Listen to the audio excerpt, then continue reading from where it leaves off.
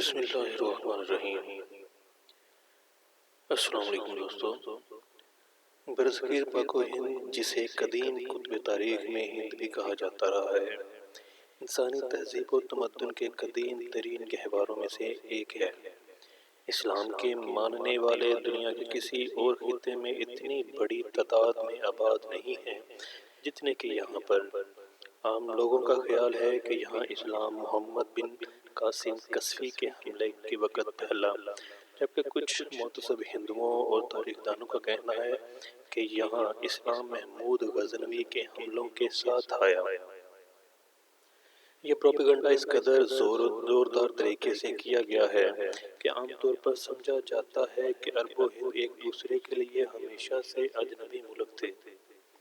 نہ ہند والے عربوں کو جانتے تھے اور نہ ہی عرب والے ہندوؤں کو۔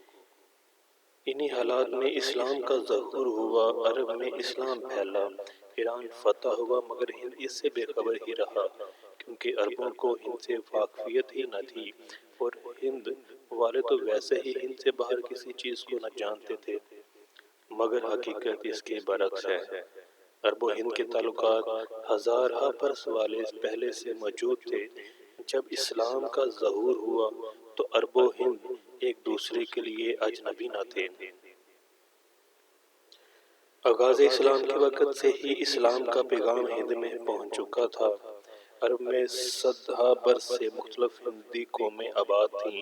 عہد رسالت میں ان میں اسلام پھیل چکا تھا، ان کے ذریعے اس کا پیغام ہند کے لوگوں تک بھی پہنچ چکا تھا۔ عرب والے تاجر تھے، ان کے بحری بیڑے عرب و ہند کے ساحلوں کے درمیان سفر کرتے رہتے تھے۔ اسلام کے ظہور کے بعد عربوں کے یہ تجارتی قافلے اسلام کی ہند و سندھ آمد کا سب سے بڑا ذریعہ بنے۔ تاریخ کے اکثر ادوار میں ہند کے بڑے بڑے راجا ایران کے زیر اثر رہے ہیں۔ عہد فاروقی میں ایران جب صحابہ کرام رضی اللہ تعالیٰ عنہ کے ہاتھوں فتح ہو گیا تو ہند کے بہت سے علاقے فتح ایران کے توسط سے اسلام کے زیر اثر آ گئے اور ہند میں اسلام کی ترویج اور اشاعت کی راہیں کھل گئیں۔ مستند روایات کی شہادت سے یہ امر پایہ ثبوت کو پہنچ چکا ہے کہ اہل ہند نے عہد رسالت ہی میں اسلام کے بارے میں معلومات اور آگاہی کے لیے دربار رسالت سے تعلق پیدا کرنے کے لیے کوششیں شروع کر دی تھیں۔ خود نبی کریم صلی اللہ علیہ وآلہ وسلم ہند کو اسلام کے ایک بڑے مرکز کے طور پر دیکھنا چاہتے تھے، چنانچہ آپ نے ہند میں جہاد کی خصوصی فضیلت ارشاد فرمائی۔ عہد صحابہ میں برصغیر پاک و ہند میں اسلام کی تبلیغ و اشاعت کے باقاعدہ طرح اس وقت ڈلی جب مشہور صحابی رسول حضرت عثمان بن ابو العاص ثقفی رضی اللہ تعالیٰ عنہ نے نبی پاک صلی اللہ علیہ وآلہ وسلم کے وصال کے صرف 4 سال بعد ہند پر چڑھائی کی۔ اس کے بعد یہ سلسلہ جاری و ساری رہا۔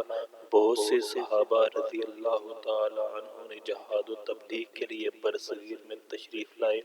چنانچہ یہ ایک ثابت شدہ امر ہے کہ برصغیر میں اسلام محمد بن قاسم یا محمود غزنوی کے دور میں نہیں بلکہ صحابہ کرام رضی اللہ تعالیٰ عنہ کے مبارک دور میں آیا۔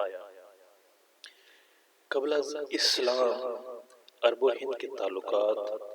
ظہور اسلام کے وقت ہند کی حالت، ہند میں اسلام کی اشاعت اور یہاں تشریف لانے والے صحابہ کرام رضی اللہ تعالی عنہ وہ بڑے بڑے عنوانات ہیں جن کا احاطہ ہم آنے والی اگلی ویڈیوز میں کریں گے۔